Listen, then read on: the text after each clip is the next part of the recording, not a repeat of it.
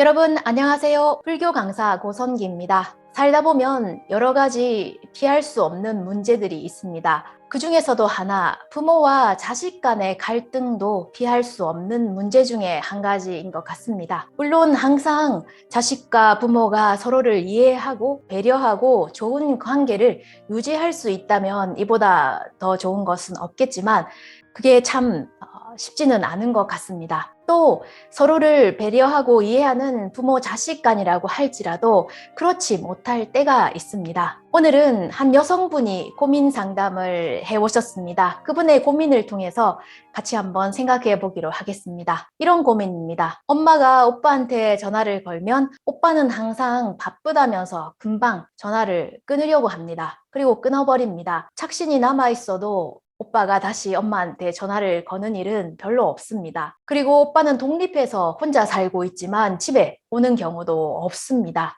좀 더 부모님께 오빠가 따뜻하게 살갑게 대하거나 아니면 연락을 자주 할 수는 없을까요? 이게 제 고민입니다라는 분이 계셨습니다. 이분의 고민을 듣고 부모님을 생각하는, 그리고 또 부모님과 오빠가 좀 더 좋은 사이가 될 수 있으면 좋겠다라고 생각하시는 분이라고 느꼈습니다. 참 효심이 깊으신 분인 것 같습니다. 이 고민 상담을 한 여성분의 마음도 이해가 됩니다. 그리고 또 엄마한테 전화를 받았을 때 금방 끊어버리려고 하고, 그리고 착신이 남아있는데도 불구하고 다시 집에 전화를 하지 않는 이 오빠의 마음도 이해가 갑니다. 부모님께서 아니면 엄마가 전화를 했을 때 그때마다 바쁘거나 아니면 타이밍이 좋지 않아서 진짜 길게 말을 못할 경우도 있죠. 그리고 착신이 남아 있어도 바쁘다 보면 그거를 다시 전화 거는 것을 깜빡 잊어버릴 때도 있습니다. 그렇기 때문에 오빠의 이 마음도 입장도 이해가 갑니다. 하지만 만약 그 전화가 자신의 연인으로부터의 전화였더라면 어떨까요? 아니면 회사의 거래처의 사장님 로부터 그 계약에 관한 연락이었더라면 어떨까요? 그런 전화를 주셨는데 바쁘다고 금방 끊어버린다거나 착신이 남아있음에도 불구하고 다시 전화를 걸지 않는 경우는 없겠죠. 이 영상을 보고 계시는 분들 중에서도 나도 그런 적이 있구나 라고 생각하시는 분과 난 전혀 생각할 수가 없다라고 생각하시는 분이 계실 겁니다. 저 자신만 해도 부모님께서 엄마가 전화를 하셨을 때 바쁘거나 아니면 진짜 시간이 없을 때, 타이밍이 안 좋을 때 전화를 하셨을 때 이렇게 고민을 하시는 분과 마찬가지로 한 경험이 있기 때문에 이 오빠의 입장도 충분히 이해를 할 수가 있습니다. 오늘 영상을 보시면 부모님께서 보내주시는 자식에 대한 관심과 사랑이 이게 당연하지 않다는 것을 알게 되고, 또 앞으로 부모님이 만약 계신다면 그런 부모님과 어떻게 대해야 하는지 조금이나마 힌트가 되셨으면 합니다. 끝까지 들어주시길 바랍니다. 이 채널에서는 일상생활 속에서 일어나는 여러 가지 고민, 걱정 등을 통해서 불교 가르침으로 그 해결책을 전하려고 영상 만들어 올리고 있는 채널입니다. 관심 있으신 분은 구독과 좋아요 부탁드립니다. 오늘의 고민 상담, 부모와 자식 간의 갈등, 특히 엄마에게, 부모님에게 차가운, 살갑지 않은 오빠의 태도에 대해서입니다. 영국에 빅벤이라는 시계탑이 있습니다. 관광 명소로 유명하죠. 영국이라면 빅벤이라고 할 정도로 잘 알려진 유명한 곳입니다. 그렇지만 정작 영국 사람들은 이 빅벤에 가서 보는 경우는 거의 없다고 합니다. 우리도 마찬가지 아닐까요? 우리 주위에 유명한 장소가 있지만 그 장소에 가서 관광하는 일은 드뭅니다. 어떤 때 관광을 하는가? 이 빅벤, 영국에 살고 있는 사람이 이 빅벤을 보러 가는 경우는 두 가지가 있다고 합니다. 첫 번째는 다른 나라나 아니면 다른 지방에서 친구들이 놀러 왔을 때, 런던으로 그 친구들을 소개할 때, 관광지를 소개할 때 같이 가서 이 빅벤을 보게 된다고 합니다. 이 빅벤이 이런 곳이었구나 라고 처음 런던에 살고 있지만 보러 왔다는 분이 많다고 합니다. 그리고 또 두 번째는 어떤 때 이 빅벤을 보는가 하면 그 영국 런던에서 떠날 때라고 합니다.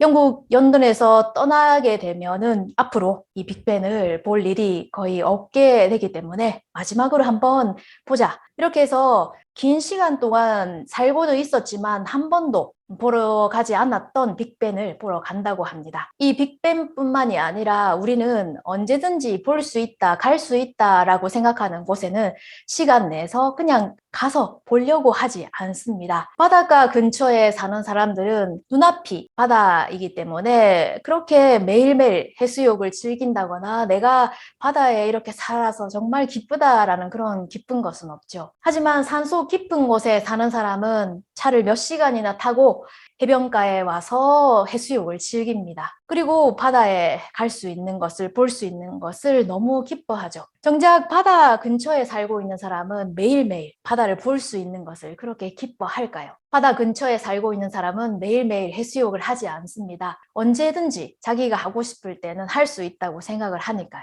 자주 가는 카페에서 디저트를 먹을 수 있는 티켓을 줍니다. 그 티켓에 언제까지 사용 가능합니다라고 사용 기간이 정해져 있는 것과 그렇지 않은 것, 언제든지 가능합니다. 유효기한이 없는 것이 있습니다. 이 둘 중에 어느 쪽을 더 많은 사람들이 사용을 할까요? 언제까지 쓸 수 있습니다라고 날짜가 정해져 있는 티켓을 더 많은 사람들이 사용한다고 합니다. 언제까지는 이걸 꼭 써야 된다. 아니면 나중에 쓸 수가 없으니까. 하지만 언제든지 사용이 가능한 이 티켓은 그렇게 많이 사용되지 않는다고 합니다.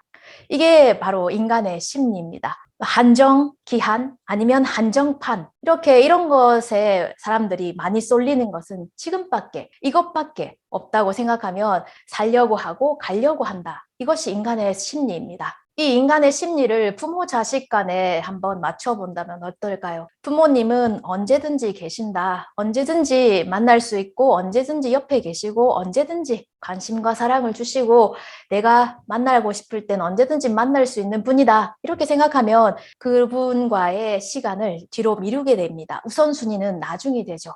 거래처 사장님, 계약을 앞둔 그런 사람 아니면 연인 이런 경우에는 내가 만약 잘못할 경우에는 거래가 성사되지 않을 경우도 있고 계약이 파기될 수도 있다.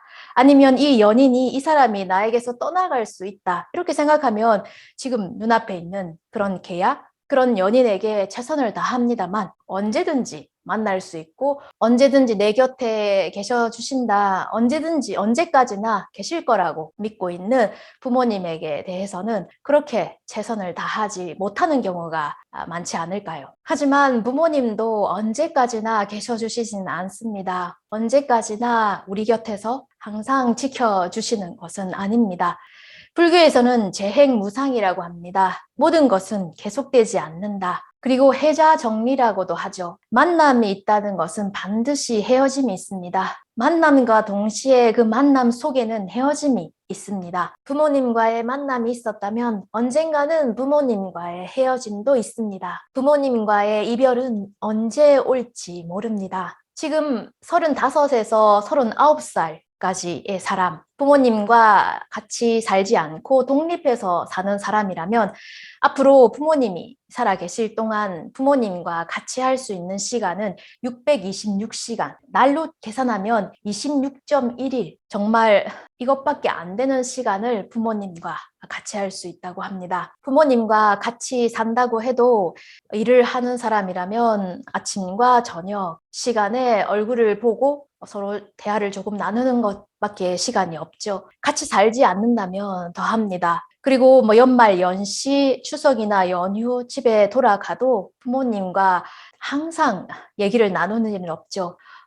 좀 피곤하다. 같이 밥은 먹더라도 먹고 나면 자기 방에 들어가서 쉬거나 자기가 하고 싶은 일을 하거나 아니면 쇼핑을 가거나 합니다. 항상 곁에 계셔 주실 것 같고 항상 있어 주실 것 같은 부모님이라고 할지라도 35에서 39살 되는 사람이 이 정도의 시간이라면 이것보다 더 나이가 많은 사람들은 더 짧은 시간밖에 부모님과 같이 할 수가 없습니다. 어렸을 때는 무엇을 하든지 간에 항상 어머니와 엄마와 같이 했습니다. 추울 때도 더울 때도 배가 고플 때도 잠이 안 올 때도 항상 엄마가 옆에서 지켜주시고 그리고 도와주셨습니다. 무엇을 하든 간에 항상 어머니와 엄마와 같이 했었고 어머니를 떠나서는 살 수가 없었죠. 그것이 성인이 되어서 결혼을 하거나 독립을 하거나 집을 나오게 되면 어떻게 될까요? 석가모니가 말씀하시는 부모 은중경이란 경전 속에 이런 말이 있습니다. 아버지 또는 혹은 어머니가 두 분 중에 한 분이 먼저 돌아가시게 되어 혼자 남으시게 된다면 어떻게 되나? 빈방을 혼자 지키게 되면서 진짜 남의 집 살이 하는 것처럼 외로울 것이다. 혼자 아무것도 할 것 없이 TV를 보거나 시간을 홀로 쓸쓸히 조용히 보낸다. 부모님이 계신 곳에 문안을 가거나 들여다보거나 하는 일조차 끊어지고 만다. 이러하니 부모님께서 추운 곳에 계시는지 더운 곳에 계시는지 배가 고프신지 목이 마르시는지 전혀 알 까닭이 없다. 부모님께서는 밤낮으로 슬퍼하고 탄식한다. 부모 은중경 속에서는 어머니라는 표현을 하셨지만 저는 부모님이라고 이렇게 말씀을 드렸습니다. 어렸을 때는 항상 엄마와 같이 했었습니다. 그것이 나이가 들어 독립을 하고 자기 가정이, 자기 생활이 생긴다면 부모님보다 자신의 일을, 자신의 가족들의 일을 더 우선시하며 살아온 것은 아닐까요? 자식은 부모님께서 언제까지나 계셔주시리라고 생각하고 있습니다. 하지만 그렇지 않습니다. 재행은 무상합니다. 언제 부모님과 이별을 해야 할지 모릅니다. 이별은 반드시 찾아옵니다. 효도하려고 생각했을 때 부모님은 이미 없다. 언제까지나 없는 것이다. 동과 부모님이라는 말이 있습니다. 부모님께서는 항상 자식 곁에서 자식을 걱정하고 돌봐주시고 관심과 사랑을 늘 주실 거라고 생각하지만 그렇지 않습니다. 왜 좀 더 잘해드리지 못했을까? 이렇게 했으면 좋았을 텐데 라고 늘 후회를 남기는 것이 부모와 자식 간의 관계가 아닌가 싶습니다. 오늘은 부모와 자식 간의 관계, 자식은 부모에 대해서 어떻게 대해야 하는가에 대해서 말씀드렸습니다. 언제까지나 부모님께서는 계실 거라고 항상 곁에 있어 주실 거라고 생각하고 있지만 그렇지 않습니다. 오늘은 고민 상담을 통해서 자식은 어떤 마음가짐으로 부모를 접해야 하는지 말씀드렸습니다. 관심 있게 보셨다면 구독과 좋아요 부탁드립니다. 오늘도 끝까지 시청해 주셔서 감사합니다.